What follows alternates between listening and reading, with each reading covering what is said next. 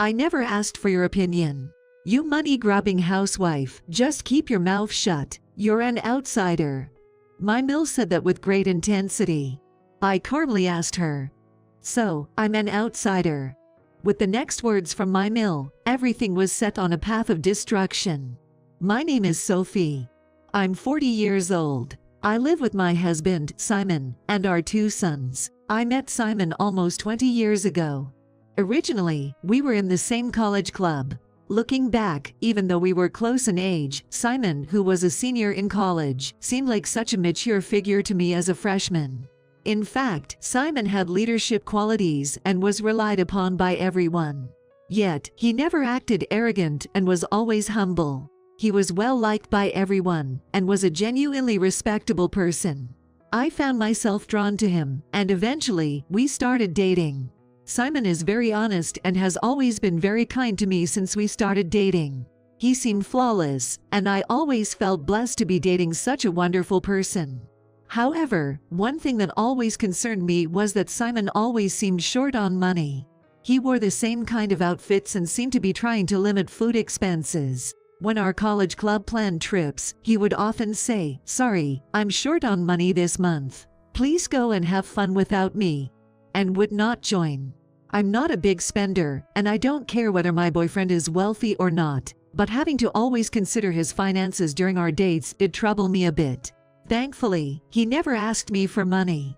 The reason Simon was always struggling financially was because he was sending money back to his parents. Although Simon's parents were still alive and didn't seem to be in dire need of the money, he mentioned he felt obligated to send them some because of everything they did for him growing up.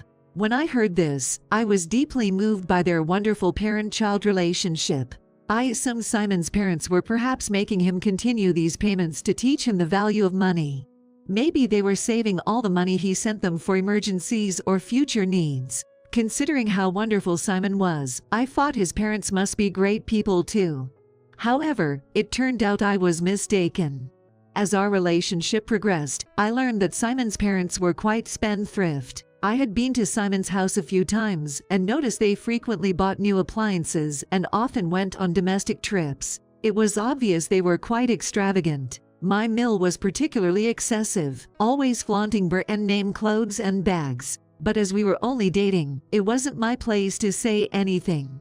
They were getting a few $100s from him every month, so it wasn't much. However, when we talked about marriage, I made it clear that the financial support to his parents needed to stop.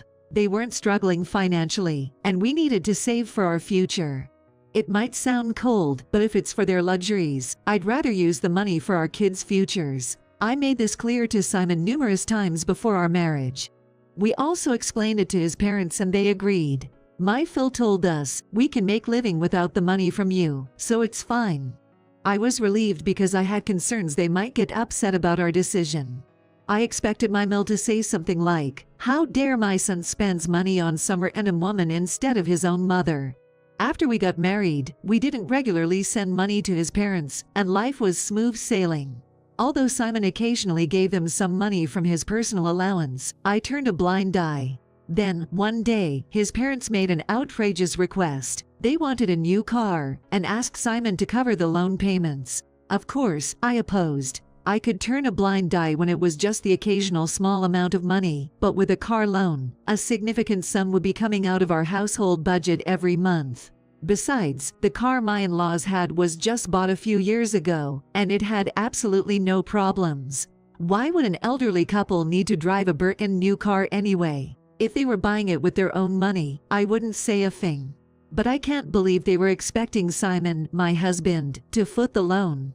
I couldn't let this happen. This is absolutely ridiculous. They're acting out because you've been spoiling them so much, Simon. If you give in to such demands, it's just going to escalate. But Simon kept insisting, "Well, my mother's demands have been pretty outrageous. It's hard for me to say no." I managed to persuade him not to give in this time, but it became evident that my in-laws see Simon as a cash cow, and he was just blindly sending money their way. They had kept asking Simon for money, making excuses like wanting to try some new food or wanting to buy gifts for friends. Yet, things were mostly peaceful until I turned 30. Our 2 sons were growing up well, and we were looking forward to the future when something unexpected happened. My Phil suddenly passed away, just a few days after falling ill. He had always been very healthy, never really sick, and was only in his 60s, so it was a shock. If we had known he had a terminal illness or a chronic condition, we could have discussed their future living arrangements. But his passing was so sudden that the whole family was in turmoil. The main issue was figuring out how to support my Mill. Until then, they'd lived in an apartment. But with the passing of my Phil, it wasn't possible for her to afford the rent alone. After much discussion, we were faced with 2 choices. We had to choose either take her in and look after her or financially support her while she lives on her own. Honestly, I wasn't in favor of either, but I was especially against living together. I hoped she'd move to a cheaper place, and we could help her out financially.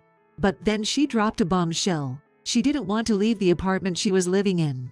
She said it was because of the memories with her husband, but I suspect she didn't want to give up her current lifestyle. Simon tried to convince her many times, but each time he came back, it was decided that we would send her $1,500 monthly. So, for the past 10 years, we've been sending money to my Mill. However, recently, things changed. My father's health deteriorated, forcing him to retire. Having lost my mother when I was young, he raised me alone. As a result, he never really saved money. He always put me first, sacrificing his own needs. It was obvious that his life post-retirement will be tough. He would probably struggle to make ends meet without our help. We needed to take a hard look at our household expenses. I immediately consulted with my husband and began helping my father financially. I wasn't sure about it, but I thought it was best to let my Mill know about our decision. I didn't want her saying things like, "How dare you give away money without telling me," later on. Furthermore, there were things my Mill has said and done in the past that I haven't agreed with. Even after all the financial support we've given her, not once has she thanked us. By telling her about the support from my father, I wanted to hint, "Look, we have our hands full too. You should be more appreciative." I explained to Mill in detail about my father's poor condition and that we would be supporting him financially for a while. At that time, my Mill put on a face that seemed calm and collected. "It's not like I need your help. If you want to stop sending me money, that's fine." I wish she'd just thank us once in a while, but she never does, whether out of pride or something else. I was quite upset, but I decided to firmly stop the financial support to her, something I'd been contemplating for a while. Although I was displeased with my Mill's attitude, the fact that I could now help my father made me happy. My father was in tears of gratitude. All this time, whenever I offered him support, he'd say, "Don't worry about me. Your happiness and your family comes first." But this time he tearfully accepted, saying, "I'm so sorry. I shouldn't be relying on my child like this. I promise I'll pay you back. I'm so sorry." I felt really happy that I could finally give back to my father, who had taken such good care of me. However, my Mill's behavior afterward was infuriating. Every time she saw me, she made sarcastic remarks about my father. "Isn't your father still not working? Just lazing around all day? Must be nice. People are supposed to work, right? Lazing around, especially as a man, is just pathetic." Such heartless comments were thrown at me. Eventually, she insinuated that my father was pretending to be ill and sarcastically said, "Must be nice to just laze around and have money come in." The money was earned by my son, though. I couldn't believe what she said. She herself had relied on our financial support for so long, and now she had the audacity to say such things. And she kept complaining about us stopping the financial support to her. Even though she had agreed and seemed okay with it earlier, it really ticked me off when she brought it up later. Complaining about how she can't go to her favorite restaurant anymore because I'm sending money to my father, or how she can't go on the vacation she was looking forward to, or how she can't upgrade her car, always talking about her own luxuries. It's not the same situation. Without our support, my father couldn't survive. It sounds like you just want to indulge in luxury. I did argue with her a few times when I couldn't take it anymore, but every time, she always had a snide remark. "Shut up. Stay-at-home mothers like you should just keep quiet. You probably don't understand a thing about money." You have no job, no income, and you're just leeching off your husband's earnings, yet you have the nerve to talk big. It seems my mill thinks that Simon is the sole breadwinner in our family and that I hardly earn anything. But let me clarify, I'm staying at home, but it's a misunderstanding that I'm unemployed and without income. I contribute to our living expenses just as much. The misconception that I'm just siphoning off Simon's earnings to give to my father is completely wrong. My mill often said, I just can't stand the thought of Sophie giving all the money my son earned to Sophie's father. Even though Simon has tried explaining multiple times, my mill assumed he was just covering for me and lying. She told him, Simon, you're such a good-hearted man, defending your money-grubbing wife like that, and wouldn't listen to reason. Essentially, she was stuck in the outdated notion that men should be the primary earners in a family. In this day and age, dual incomes are common, and there are plenty of households where the wife earns more than the husband. So, after multiple debates on this, one day, my mill barged in demanding we resume sending her money. She wanted the amount doubled to $3,000. Why on earth would she need that much money? She claimed, you stopped sending me money for a while, so I need to get what I was supposed to get at that time as well. It was pure nonsense. What felt off was how unusually frantic and desperate my mill seemed. Just give me the money and stop with all the chatter. You're supposed to help your parent out. Given her unusual urgency, Simon and I decided to calmly hear her out, and to our shock, she confessed that she had been deeply engrossed in gambling for the past few months. To make matters worse, she had accumulated a substantial debt from consumer loans and was struggling to make ends meet. In essence, she was asking us to help her pay off her debt. When we heard this, our jaws dropped. I knew she had been living a lavish lifestyle, but I never thought she'd be deep into gambling even after we stopped sending her money. My mill said, you guys stopped supporting me, so I thought I'd try to make more money on my own. She tried to blame us in the most nonsensical way, but Simon was livid at this. Do you have any idea how much effort I've put into sending you money? All the trips and good food we've given you were to show our gratitude. I would never give you money just so you can gamble it away. However, my mill retorted, if you can send money to the lazy father of Sophie who does nothing but loaf around at home, you can surely spare some for me. There's no need to support her father in the first place. I tried to speak up, but immediately my mill shouted, stay-at-home mother should just shut up. I couldn't hold back any longer, and slammed my paycheck on the table in front of her. Seeing the amount, her eyes widened. Of course she would.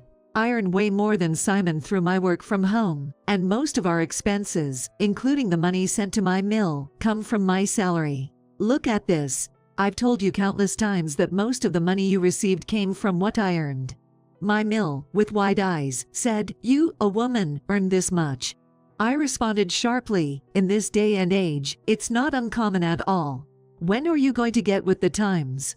Simon finally came to his senses and said, I've explained this to you so many times, and you've never even thanked Sophie once. I've had enough. We're cutting ties with you. My mill turned pale and stammered, please wait, Sophie, I didn't know this. But I only replied, you told me to shut up, so I have no intention of talking to you, and kicked her out of the house, cutting ties with her. And so, the long-standing ordeal of supporting my mill finally came to a complete end. Simon, who had always sent money to her without questioning it, was in shock when he saw the total amount. I'd been sending her this much, and she never even thanked me, just kept asking for more. I won't help her no matter what happens now. Simon's anger was completely justified. I personally think he should have realized this sooner, though. Regardless, we're finally free from sending money to my mill. It seems we'll finally be able to save up properly for the future. Simon even told me, since we've been supporting my parents for so long, don't hesitate to send as much as you want to your father. Thanks to that, my father's health rapidly improved. He even found a new job and started working again. As for my mill, after being refused by Simon, she apparently tried to leech off her other children but failed miserably. Now, she's being chased by debt collectors and is living a lonely life. She truly got what she deserved. As for me, with the money we saved from not supporting my mill, our quality of life has improved.